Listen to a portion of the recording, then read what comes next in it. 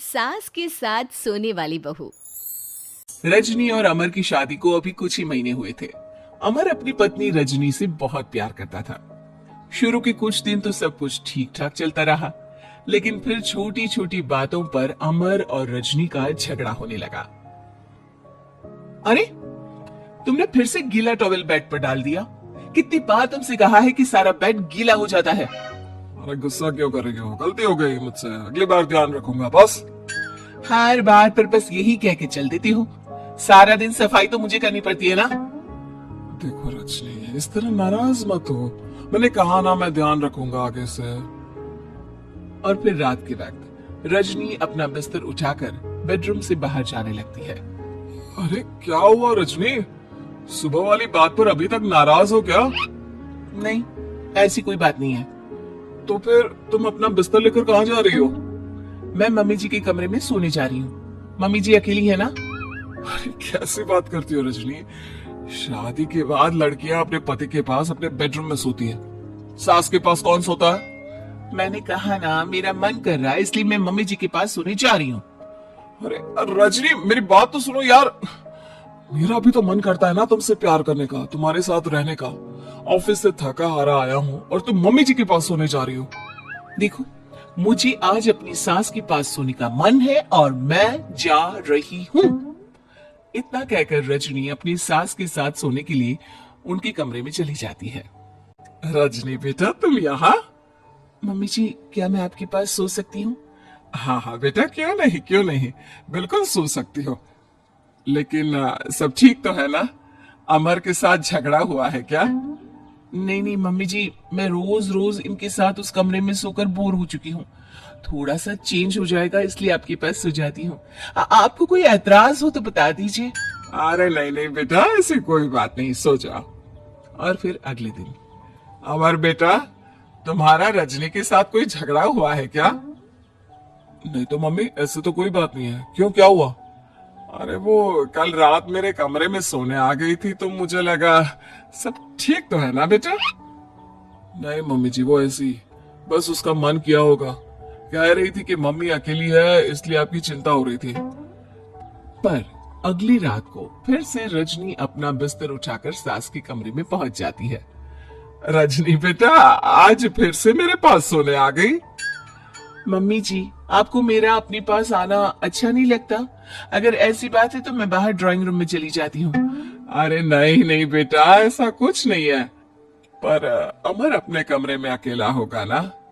अरे तो वो कौन से 6 महीने के छोटे दूध पीते बच्चे हैं, उनको डर थोड़ी ना लगता है। इतने बड़े हो गए हैं, 1-2 दिन अकेले सो लेंगे तो कुछ बिगड़ नहीं जाएगा।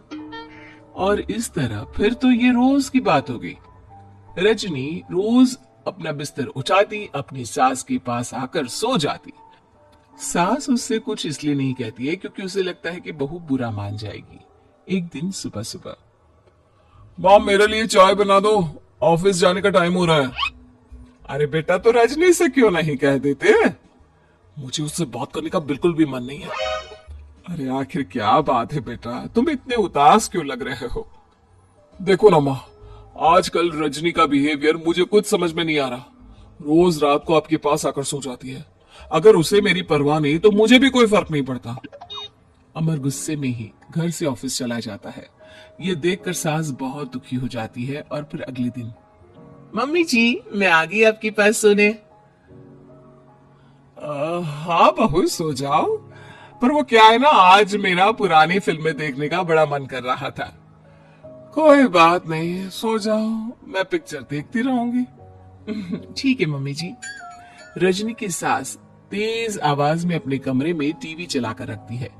इसकी वजह से रजनी को नींद नहीं आती, लेकिन वो पूरी रात करवट बदल बदल कर सोने की कोशिश करती रहती है। सास को लगता है कि अब रजनी उसके कमरे में सोने नहीं आएगी, लेकिन अगली रात फिर रजनी उसके कमरे में सोने के लिए पहुंच जाती है। मम्मी जी, मैं आ गई। अरे बेटा, मुझे लगा कि कल तुम ठीक से सो नहीं पाई थी। जाओ अपने कमरे में आराम से सो जाओ ना बेटा। अरे नहीं मम्मी जी, कोई प्रॉब्लम नहीं है। इतना कहकर रजनी फिर से अपनी सास के कमरे में सो जाती है। आधे घंटे बाद, बेटा जरा मेरे पैरों पर तेल तो लगा दे। ठीक है मम्मी जी। रजनी अपनी सास के पैरों पर तेल लगाकर जैसे ही सोने लगती है, आधे घंटे बाद फिर से। बहू, मेरे सर में बहुत दर्द हो रहा है, जरा मेरा सर तो दबा दे। ठीक है मम्मी जी, दबा देती हूँ।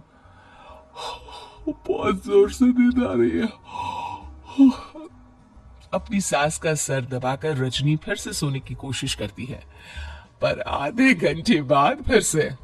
अरे बहू, बड़ी जोर से प्यास लगी है बेटा, जरा किचन से पानी तो लेकर आ। अरे मम्मी जी, जैसे ही नींद आने लगती है खुशबू भाग लेती है।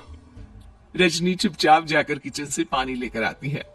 इस तरह रजनी की सास पूरी रात हर आधे आधे घंटे पर उसे किसी न किसी बहाने से जगाती रहती है।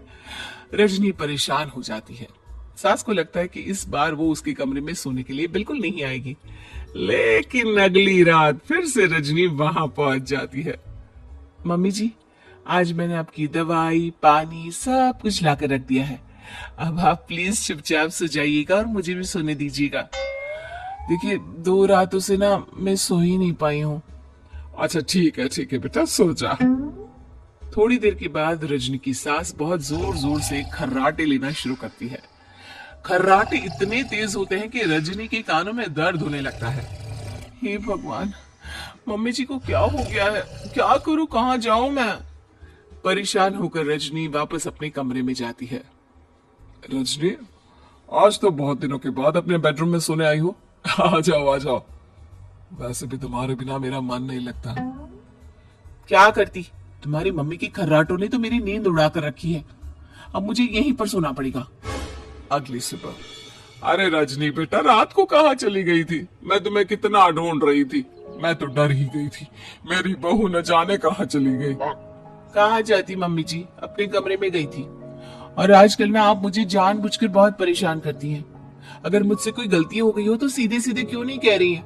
3 रात हो गई है, मुझे ठीक से नींद भी नहीं आती। रजनी, ऐसे क्यों बात कर रही हो? मम्मी ने क्या कर दिया? आप अपनी मम्मी से क्यों नहीं पूछती? मैं बहू हूँ तो क्या इसका मतलब ये है कि दिन भर काम करो और रात में भी चैन से ना सो? रजनी बेटा, बड़ी नादान हो।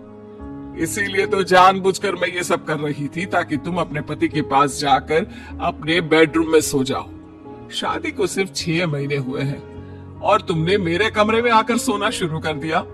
यह तुम्हारी शादीशुदा जिंदगी के लिए अच्छी बात थोड़ी ना है बेटा। मम्मी, तो क्या आपने जानबूझकर ये सब किया था रजनी को समझाने के लिए? अरे तो और क्या करती? दुनिया की पहली बहू है ये, जो पति को छोड़कर सास के साथ सोने चली थी। इसीलिए मुझे इसके लिए थोड़ा बुरा बनना पड़ा।